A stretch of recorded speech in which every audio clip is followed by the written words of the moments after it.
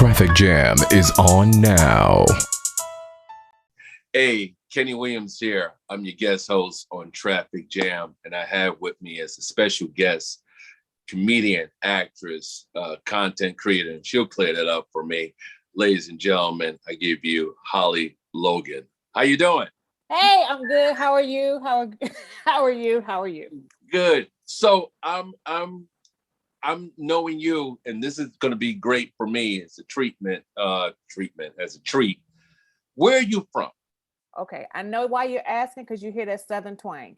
I am originally born and raised in Virginia, but I went to school in South Georgia.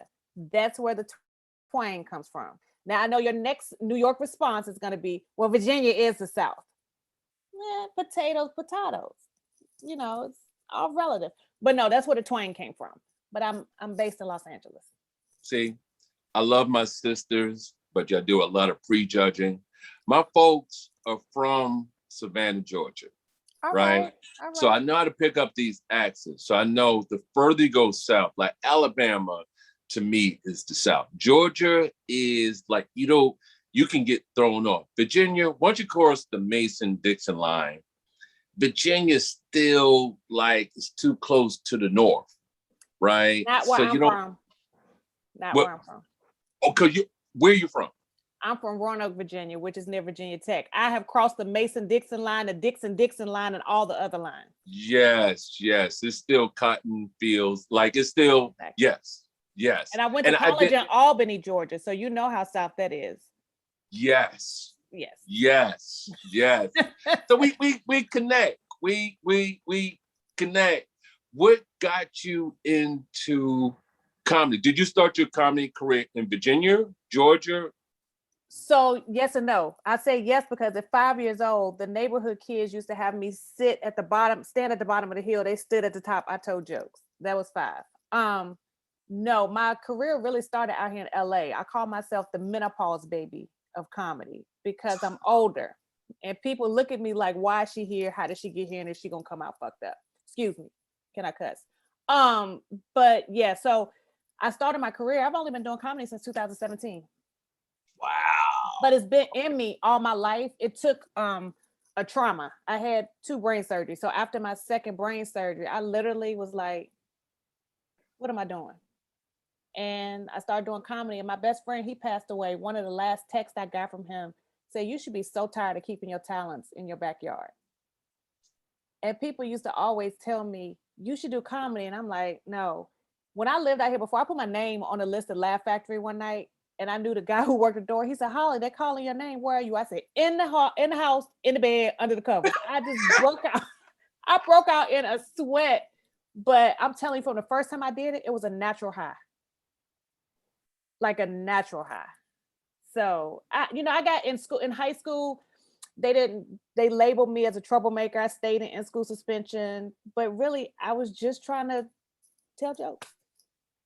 How at 5, like you said, it was clear to you at 5, like at 5, we still don't even really know. Like when we look back, it was just a natural instinct. What was it at 5? You go, you know what? It was always there. Well, okay, first of all, I have to say that my grandpa, he did comedy back in the minstrel show days. Wow. Him and his cousin had a little Snowflake and Sunshine show. So my papa, I can remember from when I was 3, like my granddaddy's super funny. My daddy said the only reason why he didn't do comedy, because he probably would have made Richard Pryor look like a rated G movie and smoked up all the cocaine in the world. Like, so it's been in me, so I just used to say funny stuff. I've always liked to make people laugh. When my daddy got the first little camcorder, all you hear in most of the home videos is Holly move, give somebody else a chance. So yeah, the laugh. I don't want to say the attention, but the laughter. So you said later you got, well, let's go back. Yeah, because I talk and this about is one of the things that pinpoint, and I think we breeze over because it reminds me one of my comedy comrades, man. I say like comedy brother, Kyle Grooms had brain surgery, right? And you had 2. Tell us about that, like that you're a survivor. Tell us about that journey. Okay, I always breeze over it and people ask me why, and it's just because I don't ever want that to be my sympathy push. So I kind of just Yeah. like jump over it. Okay, so I had a birth defect that I didn't know about until I was 37. It's called Chiari malformation. Basically, my brain is too big because I'm just that smart. No, my brain is large. And so the bottom of my brain was stuck in my spinal cord. All my life, if I laughed too hard, I would get headaches. If I had a bad cold and cough, my tongue would get thick. My mom would take me to the emergency room and they'd say, oh, she's just having an anxiety attack. She just wants attention. She's depressed. She's this. She's got asthma. I was living in Atlanta. I had a cold. I could not get rid of it for like 2 months. I mean, I took AIDS tests, had lung, skin, everything. One day I coughed and just slumped over. And luckily I was working in a medical facility. They took me to the back and my blood pressure was 200 and something over 100 and something. I couldn't talk. I lost my whole left side. They had me in the ICU for 4 days. They did a whole stroke protocol. They were convinced I had a stroke. So they kept doing CAT scans. And the doctor was like, we know you've had a stroke. We can't see it. Finally, the neurosurgeon said, do an MRI. He said, you haven't had a stroke. You have Chiari malformation. I don't know what that is. He explained it to me, and it can only be detected with an MRI. So if one person, one doctor would have listened and stopped saying it was just me having anxiety and said, well, we can't figure it out like this doctor did. Let's run more tests. They would have found it. So that was the first surgery. They took most of my skull out, lifted my brain up, put a synthetic muscle to hold it up. Everything was much better. No headaches anymore. I got my feeling back. 2016 out here in LA, I got rear-ended and it knocked everything back down. Wow. So immediately I started losing the feeling again. So the doctor put a titanium plate in, lifted my head up this time, and we hope that it works. Can I share something to you from a guy that's been doing this comedy, stand up, and mentor and teach comedians? Like, don't ever get away from your story, because that's it's going to define you as a comedian. I think because comedy is truth and pain. Like, I could hear your Netflix special, 2 headaches, and I'm still here. You're watching The Traffic Jam. No, I appreciate it, because you know what? My mother passed away 7 years ago. I hear a lot of comics able to joke. I still, in 7 years, haven't got to that point where, and it was some funny moments because she showed her ass in the hospital, and that wasn't like her. Like, she was so sweet, and in the hospital, the doctor came by and said something. He was like, "You ready to go home?" And she said, "Yeah, I shit on myself because I wanted to leave a going away present." Like, that wasn't my mama. But I'm still not able to stand on stage and make the funny out of it yet. And that's what I'm working on. Like, you and that's the journey of guys. Like, so when I tell guys, I've been doing this 30 years, and I've seen guys in 5-10 years, and they go, like, they look at the years and they go, feel like it's a long time.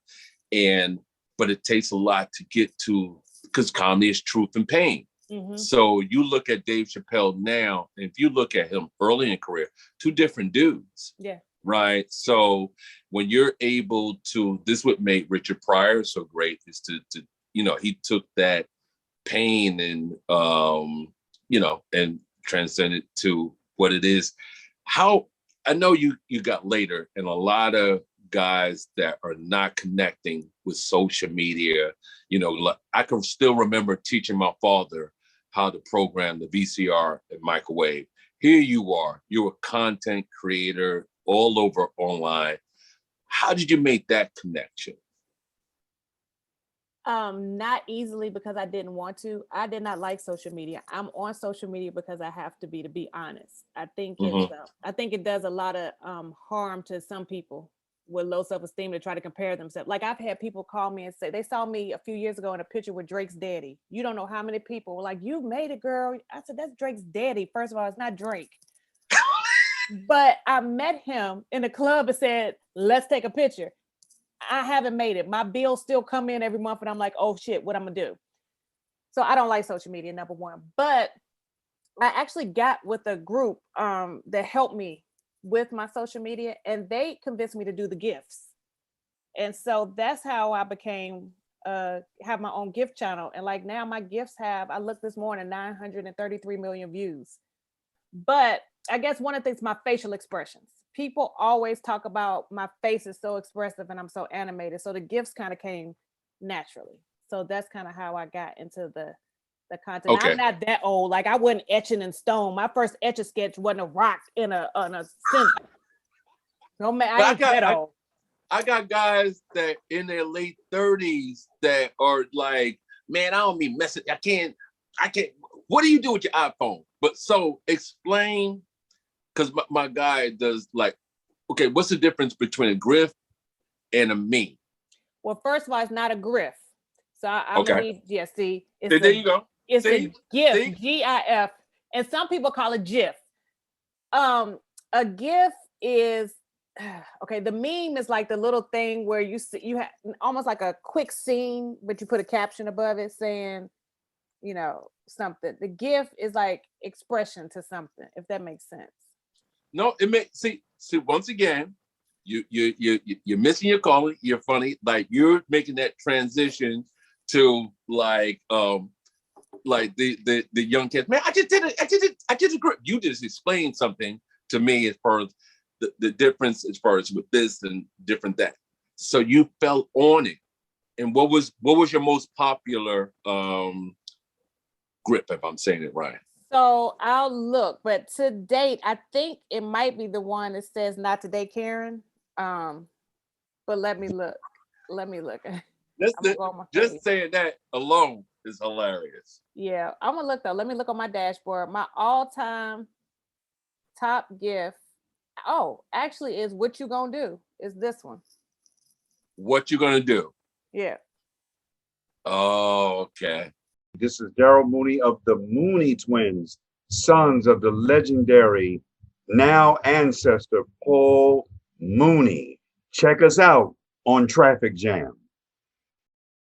So teach us, how do you do that? Like you just record yourself, like So with that. I record content. I record a bunch of content, either like out and about or green screen. And then the company that I was using until I found out that I no longer have any money, they would they would edit the content for me. And they will actually post it for me. All transparency, for the last 2 years up until this month, they've been posting for me and everything. They send me the approvals every week and say what they're gonna post, and I'm like, "Yep, go for it." And like if I'm doing a live thing, then that's me. But you know, so they will edit everything. So now they're trying to teach me, because prostitution probably is not gonna work for me, and so I can't afford to keep paying them, and so they're teaching me how to how to do it myself. So it's a lot of editing programs that you use, but I like it because you can use them in your text, you can use them on Facebook, you can use them on your stories, Instagram. And so people will send and say, "Holly, I saw you today." I don't get paid from them, but it's fun, and it's exposure. It gets my face out there. So what took you from Roanoke, Virginia? Roanoke, Virginia. We ain't that far south. Okay. To LA. All right. What made you make the transition? Why? Like I always ask this, and just hear me out. Because it's two.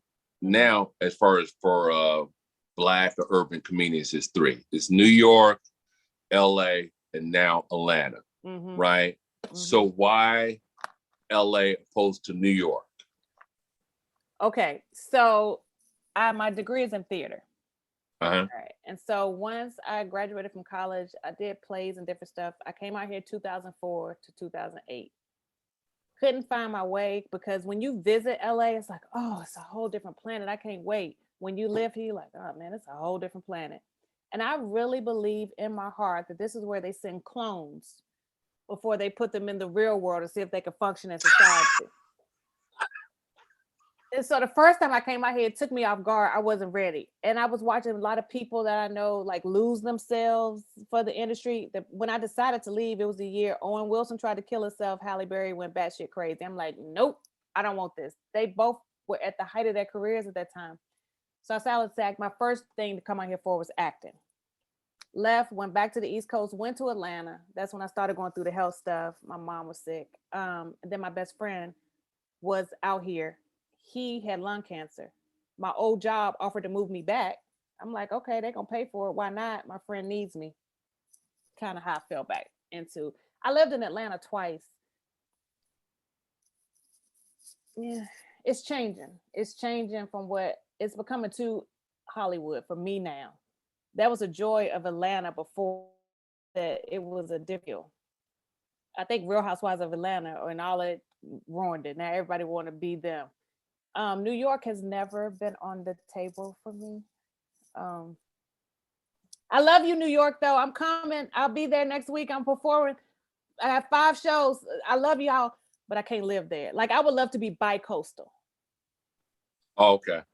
Yeah, if I could afford to be Bi-coastal, Atlanta to LA, LA. LA to New York. Okay. Yeah. So you don't have to be biased with me. I've been born and raised in New York. I clearly get it. Like a lot of people go, man, New York is not a place where you retire. New York is not a place. This is for the young at heart. If you like the fast pace and staying in traffic and all this and that, this is New York. I love New York, but this is more or less like for a comedian, this is the Mecca. I'll truly say this, and I'm not saying this as a New Yorker. This is truly the Mecca of comedy. If you want to get your comedy tight, I remember speaking to my comedy comrade, Alicia Cooper, and I asked her this question, what's the difference between an LA comedian and a New York comedian? She said a New York comedian is trying to be a comedian. An LA comedian is trying to be an actor, right? So I'm biased at the same time. What's the bigger picture for Holly Logan? Holly Logan wants a stand-up special. She wants her own 30-minute hour special. She would also like a sitcom thing. So if somebody asked me right now if I had to choose just two, I would take comedy, provided I get paid. It's something about like I said, my first show, like I didn't drink or anything. It was the best high I have ever had. Like it was a natural high. To this day, I still don't take a drink or anything before because I never want to confuse that feeling. It's something about being, that's why I actually like theater over film because of that live interaction. The first time I stepped on stage, I was so nervous for comedy. I walked up to the mic. I accidentally said out loud, "This shit is real." Everybody started laughing. I'm like, well, wait a minute, that wasn't even a joke. So if they laughed, I got this, and it's nothing like making people laugh or people coming up to you after the show saying, God, I was in such a mood when I came here, or I can relate, or being able to make it funny. We talked about pain. I'll try to kill myself when I was 18. One of my best jokes is about that whole situation because it did not work.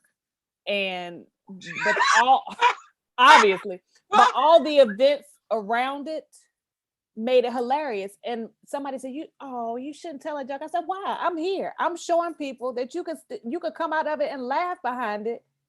And it's frivolous. I totally agree with you. I was talking with Dean Edwards, messaging him, and I was telling him I wanted to be bi-coastal. And he said, listen, LA, showcase town. New York is where you come to be better. And before I came to New York, my first time in June, I was always nervous because I'm newer in comedy. I'm like, I don't know if I'm ready. People, you hear like, don't go to New York or they're going to eat you up. And I killed, not bragging on myself, but I did. I killed. There is a greater appreciation for comedy over there. It's a whole different feel. It's more bougie comedy out here. They don't respect your talent as much as who do you know, how many people you gonna bring in the seats. They're more worried about that than they are if you're funny or not. I've seen them bump somebody who's hilarious because they had 2 guests versus somebody who wasn't as funny. They had 20 people. I didn't get I wasn't in New York that long, but I didn't get that sense when I was there. I felt like it really has an appreciation of comedy. And that's when I did change my opinion about New York. I'm like, okay, if I come here and I work, I could do New York. Yeah. It just wouldn't be somewhere, like you said, that I will retire, I want to live. But now being in comedy, I actually wish I could afford to be bi-coastal. It is totally, And I'm glad I conquered that fear. Just come here to work. So my question to you, you said I want to do a comedy special and I want a sitcom. What would be the name? And this is the crazy thing in teaching, and I pose this question to students. You're a Netflix special. What would be the name of Holly Logan's Netflix special? And what would be the name of your sitcom? And not to break contract or NDAs. Trust me, ain't none. Huh? Like I said, hits me thinking about prostitution. Hey, that might be the name of my special. Save me from selling ass. I think I think the name. So, you want to know how to lose inches in your waist? Well, the secret is it's not really a secret. If you want to lose inches in your waist, you have to start by losing inches everywhere. So there's no such thing as spot training. So you can't say, oh, I really want to maintain my boob size and my butt, but I want a smaller waist. It doesn't quite work like that. If you have excess weight, you're going to have to work on losing the weight and decreasing your body fat overall. Now, once you get to an overall body weight or size you're looking for, if you are looking to have that appearance of a more chiseled waist, there are a couple of exercises that you can do to assist in that, but it's not going to make a major difference. So things like twisting motions, any sort of core exercise that requires you to stabilize here in rotation will help. If you are able to make your back or shoulders seem more broad by doing things like pull-ups and more shoulder exercises, that can help. Again, if you focus on strengthening your lower body, it will make your lower body look larger, which in turn will make your waist look smaller. Things like waist trainers and things, they really just help you to figure out your breathing. And so if you already know how to control your core, then it can be a little reminder. If you're someone who's never learned how to actually have core control, wearing a waist trainer can actually inhibit your ability to learn how to breathe effectively. And it can also start to lead to lower back pain and the destabilization of your lower back muscles that you're not firing because you are using the waist trainer as a compensation method. So again, that is not going to be the most effective way to chisel your waist. Now, if you do have a specific event that's coming up, photos where you're trying to have a more temporary look, a lot of that is just the result of losing water weight. So that is a trick of the trade, but if you're looking for long-term results in terms of chiseling down that waist, again, you're gonna wanna start with overall weight loss, fat loss, and then once you're down to that size, then focus on rotational type of exercises to get that little extra that you might be looking for. So I hope that was helpful. Dave Arnold was my comedy teacher. And he said, you always got something to say. And he said, that's going to be your niche because you got something to say about everything. He said, but that's not a bad thing. I'm not saying it in a bad way. He said, but you're going to always have something to say. So probably I got something to say. Write that down. Sitcom. Yeah. For my sitcom, I don't know. I think I just want it to be my name. Okay. Yeah. There's nothing bad with that. So, ladies and gentlemen, and you got one of those names, like, and I need to put on my radio bill. Ladies and gentlemen, all the way from LA, it's Holly Logan. What do you have coming up, and how can people follow you? Okay, so you can follow me on Facebook and Instagram, comedian Holly Logan. Twitter, you can follow me if you want to. Nobody talks to me on there, but it's HML the Star. I have my own live stream show, Hidden Gem of Hilarity with Ha Ha Holly. I'm on summer break, but the show comes back September 8th. So that's streamed live every Wednesday at 5 p.m. Pacific time, 8 p.m. Eastern time on YouTube and Facebook Live. I will be in New York next week, the 10th through the 20th. And I have shows at Brooklyn House of Comedy and Producers Club. Wow. Brooklyn House of Comedy in Brooklyn? I'm okay. So Friday the 13th, I'm at Producers Club. Brooklyn House of Comedy, I'm actually hosting a show on the 14th. Monday the 16th, I'm at Joey Bat's Cafe.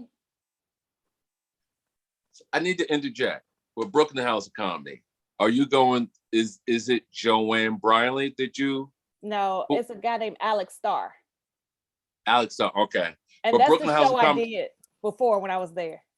So is in that's the one on Bedford. On Putnam Putnam and Bedford, Putnam. I think. Yeah. Apart from, wow, this so my man that I do a podcast, he started his journey, that whole thing at Brooklyn House of Comedy. Let me know. We'll talk later. And we, just to make sense of your time here, let me know. Ladies and gentlemen, I appreciate your time. Is always good meeting comedians, man, with a good story, and don't ever get away from your truth and pain. Holly Logan, I've been your guest host, Kenny Williams. Once again, this is Holly Logan. Follow her on all the social media. Bye.